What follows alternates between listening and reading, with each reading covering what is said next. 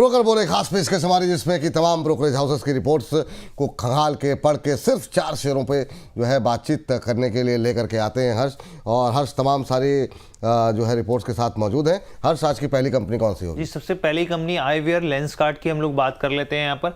और लेंसकार्ट को अगर आप देखें तो एमके की रिपोर्ट आई है यहाँ पर, खरीदारी की सलाह और 525 रुपये के लक्ष्य यहाँ पर दिए गए हैं। इनका कहना है कि अगर आप आईवेयर मार्केट की बात करें यहाँ पर, तो कंपनी जो है एक लीडर के तौर पर उभर रही है, बढ़ रही है आगे। 9 अरब डॉलर का जो है पूरा मार्केट है यहाँ पे, बहुत संभावना है। करीब 13% सालाना ग्रोथ जो है वो देखने को मिल सकती है अगर कंपनी जो है सही हिसाब से आगे बढ़ती हुई दिखती है। जीएसटी कटौती का फायदा मिल रहा है। दूसरा जो है फैशन ट्रेंड जिस तरीके से बदल रहा है, लगातार नई ग्लासेस नई कंपनी जो एक्सपेरिमेंट कर रही है उसका फायदा मिलता हुआ दिख रहा है।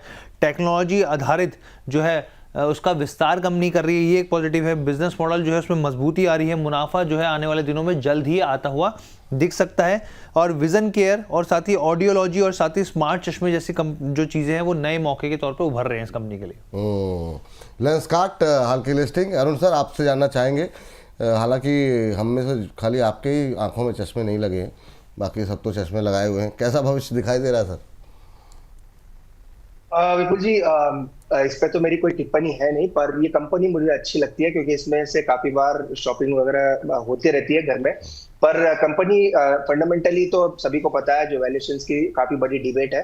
पर विपुल जी, मुझे लग रहा है कहीं ना कहीं ये अच्छे सेगमेंट में है, तो ज्यादा दूर नहीं है। इनके टारगेट्स 460 के आसपास चल रहा है, 525 के आसपास है। तो मुझे लग रहा है आराम से आपको 480 490 तक के लेवल्स तो आ ही जाएंगे, क्योंकि अच्छे एक सेगमेंट में काम कर रही है। बाकी कोई डीप टिप्पणी नहीं है विपुल जी, टेक्निकल चार्ट भी नहीं है, फंडामेंटल का कोई कवरेज भी नहीं है। पर चूंकि अच्छे सेगमेंट में है, तो जिनके पास है उनको बने रहना चाहिए। जिनके पास है उनको बने रहने की सलाह यहाँ पर लेंसकार्ट में दी जा रही है। चलिए आगे बढ़ते हैं और अगली कंपनी का रुख करते हैं। हर्ष, अगली कंपनी कौन सी होगी? जी, सरकारी डिफेंस कंपनी है भारत इलेक्ट्रॉनिक्स की बात कर लेते हैं यहाँ पे। मोतीलाल ओसवाल की रिपोर्ट है। खरीदारी की सलाह 500 रुपये प्रति शेयर के भाव के इन्होंने यहाँ पे टारगेट्स दिए हैं। इनका सबसे पहले कहना है कि जो डिफेंस पीएसयू स्टॉक्स है उसमें बीएल जो है उसको एक बड़ा फायदा सरकार के फैसलों का हो सकता है। किन फैसलों का? क्योंकि सरकार की तरफ से जो डिफेंस एक्विजिशन काउंसिल है उससे 79,000 करोड़ के यहाँ पे जो है वो मंजूरी देते हुए दिखे हैं। इनका कहना है कि एयर डिफेंस में, निगरानी में और कम्युनिकेशन जो सिस्टम है उसमें एक मजबूत स्थिति जो है वो बीएल के तौर पे देखने को मिल सकती है यहाँ पे।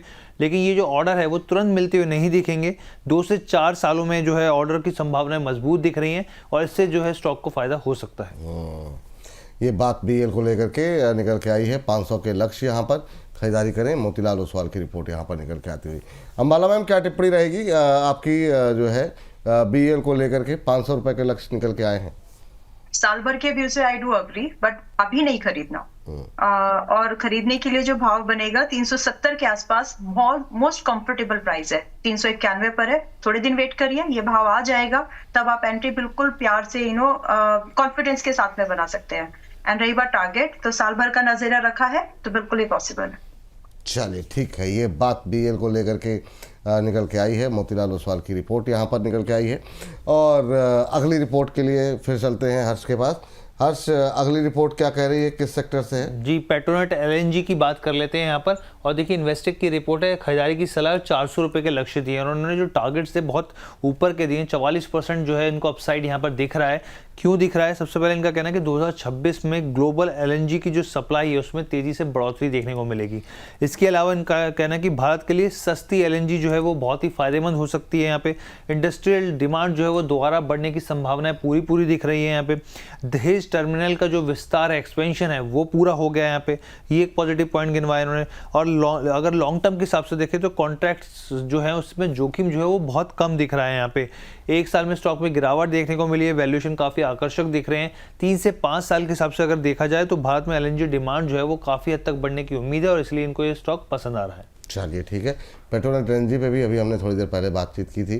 अरुण सर, आपकी टिप्पणी क्या रहेगी पेट्रोनेट एलएनजी को लेकर के? अभी इस रिपोर्ट से आप सहमत हैं क्या? और दूसरा, अगर आप चाहें तो हमारी एक दर्शक हैं योगिता जी, बहुत देर से टिप्पणी कर रही हैं कि अरुण सर से प्लीज़ टाटा कंज्यूमर शेयर के बारे में पूछ लें, क्या करना चाहिए। तो अगर आप चाहें तो उसको भी ऐड कर सकते हैं।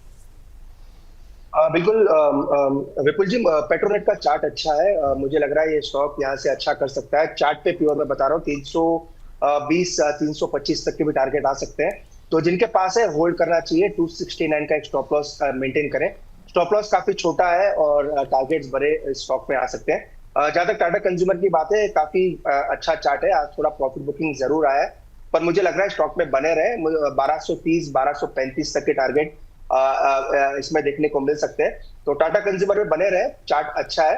और एक विपुल जी, एक स्टॉक जो मैं रिकमेंड करना चाहता हूँ, अगर आप जब भी आपके हाँ पास time है बिल्कुल तो बिल्कुल, चल बता दीजिए, अभी बता दीजिए, कोई दिक्कत नहीं। विपुल जी, एलटीएफ में बाई करने की सलाह रहेगी। 301 302 के आसपास चल रहा है। एक पोजिशनल कॉल 4 से 5 दिन का लेने की सलाह है। 314 के ऊपर में टारगेट्स रहेंगे। स्टॉप लॉस 297 के नीचे लगा के रखे। मुझे लग रहा है मोमेंटम स्टॉक में बन सकता है। अपने मेजर सपोर्ट और पुट राइटिंग जोन के आसपास स्टॉक आया है, तो 314 के टारगेट के साथ एलटीएफ एल&टी फाइनेंस को बाई करें और 297 का नीचे में स्टॉप लॉस लेके जाए। चलिए, इसको जरा लेवल से एक बार फिर से बता दीजिए। अभी 0.25% के आसपास की तेजी थी, 302 302 पे एल&टी फाइनेंस इस समय ट्रेड करता हुआ। यहाँ पे स्टॉप लॉस क्या बताया सर आपने? तो मुझे 297 का स्टॉप लॉस है, रिसेंट लोस उसी के आसपास है, और टारगेट 314 के आसपास है। टारगेट 314 के आसपास, 314 314 के टारगेट, यानी कि करीब 10-12 रुपए ऊपर के टारगेट के लिए यहाँ पे खरीदारी करके चलें। और एक स्टॉप लॉस जो आपको सजेस्ट किया गया है वो 297 का, देखिए चलिए स्क्रीन पर आ गया है, नज़र रखें यहाँ पर। 314 का टारगेट, 297 का स्टॉप लॉस, 302 का करंट प्राइस, 0.25% के आसपास की मजबूती यहाँ पर देखने को मिल रही है। नज़र बना करके चलिए एल&टी फाइनेंस में। चलिए हर्ष, अगली कंपनी जी इंडिको पेंट्स की बात कर लेते हैं, आखिरी कंपनी है यहाँ पर। और अगर हम देखें यहाँ पे तो मोतीलाल ओसवाल की रिपोर्ट, खरीदारी की सलाह, 1450 रुपये प्रति शेयर के भाव का लक्ष्य है। अब इन्होंने कहा कि जो मैनेजमेंट है वो कंपनी की ग्रोथ को लेकर काफ़ी ज़्यादा पॉजिटिव दिख रहा है। ये जो कंपटीशन है उसका जो दबाव था वो धीरे धीरे अब हल्का हो रहा है, कम हो रहा है। यहाँ पे टीयर 2 टीयर 1 के शहरों में बात करें तो कंपनी जो है वो तेज़ी से डीलर नेटवर्क को और मजबूत कर रही है। यहाँ पे कीमतें जो है वो स्टेबल है, क्योंकि हम लोग देख रहे हैं क्रूड की जो ऑयल्स की जो कीमतें हैं वो भी काफ़ी हद तक स्टेबिलिटी दिखाती है यहाँ पे। और यहाँ पे जो है आगे भी जो है जो कीमतें हैं वो बढ़ने की संभावना कम दिख रही है। FY27 में 15 से लेकर 20% के रेवेन्यू की उम्मीद जता रही है। अगर आप एबिटा मार्जिन की बात करें तो 18 से 19% का अनुमान है, और ये कह रहे हैं कि आने वाले क्वार्टर में मुनाफा भी एक अच्छा बढ़ता हुआ दिख सकता है। 1450 के लक्ष्य के लिए खरीदारी करने की सलाह है।